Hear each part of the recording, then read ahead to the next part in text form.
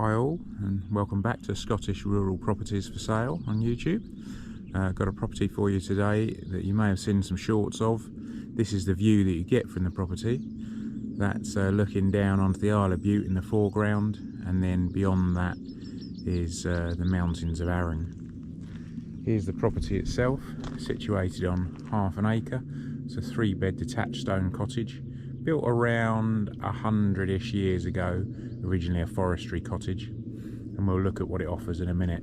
Certainly the exterior for now. We're going to do the interior on another occasion. It's situated on this forest track here, which is a mile long down to the actual public road.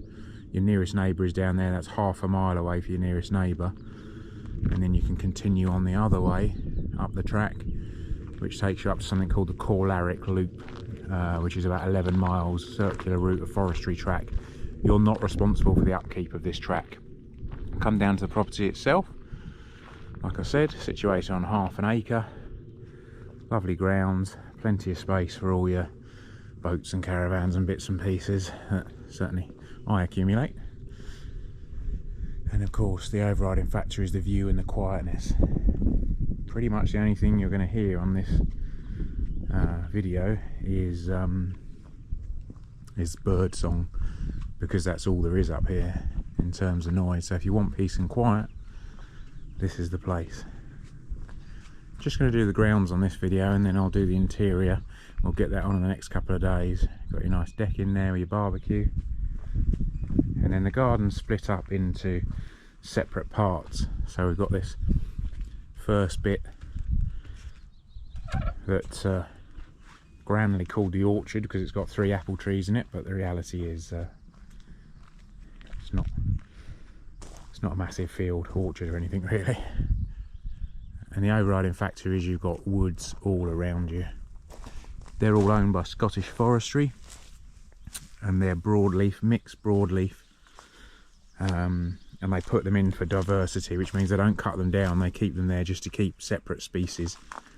So here we've got a nice bench for you to sit on, enjoy a drink while you're looking out at the view. Some of the trees in the distance, you have a legal burden to cut them down if they're in your view basically, but at the moment there isn't really much encroaching on the view. But certainly if some of them get a bit tall, you are technically legally allowed to take some of them down, so it's an option.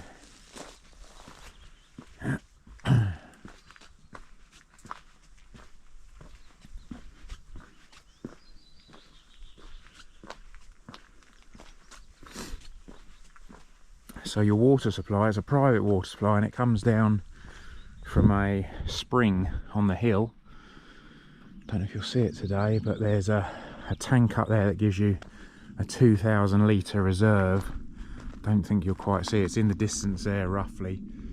Black tank that gives you all your reserve, and it fills constantly at 15 litres a minute. And then we've got the filter cupboard down here, and the water goes through quite a lengthy process where it goes through initial 3-stage filters, getting finer and finer to filter any sediment out.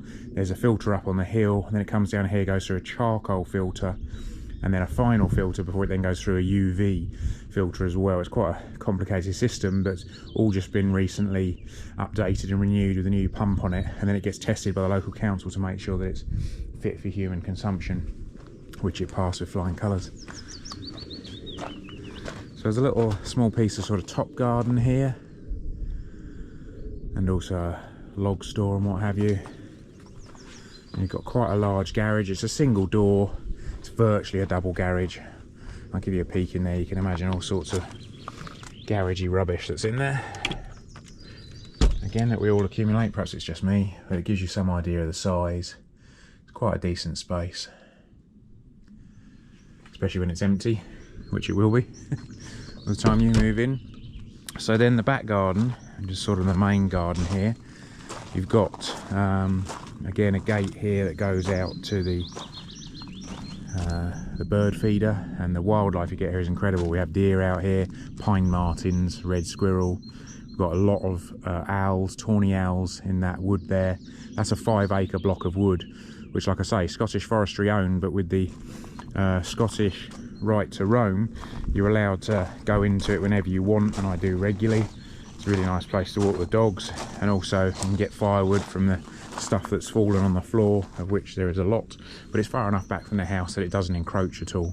Got your septic tank down the bottom there, easy enough to access and empty when it needs it, which I'm led to believe is only every couple of years or so, and it was done at least a year ago. So we'll just have a quick look down here. You can see I've got a gate there that goes straight into the wood, and then you've got this gate here that leads you back round and through to the orchard that we were in.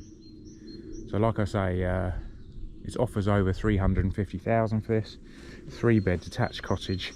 We will do the interior probably in the next few days, so keep an eye out for that. And you can contact us through YouTube initially if you'd like to view. It's got so the system's slightly different in Scotland. If you're not familiar with it, you don't have surveys done by mortgage companies and things. You have to have a home report done prior to the property being marketed. The home report has just been done on this house, so it's all ready to go.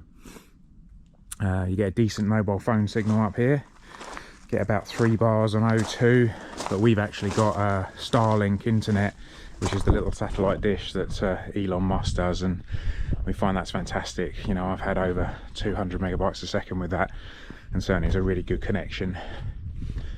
So that covers all your internet options. We finish again with a view and the quietness, apart from me blabbering on. The odd sheep. That's about it. Thanks very much. Cheers.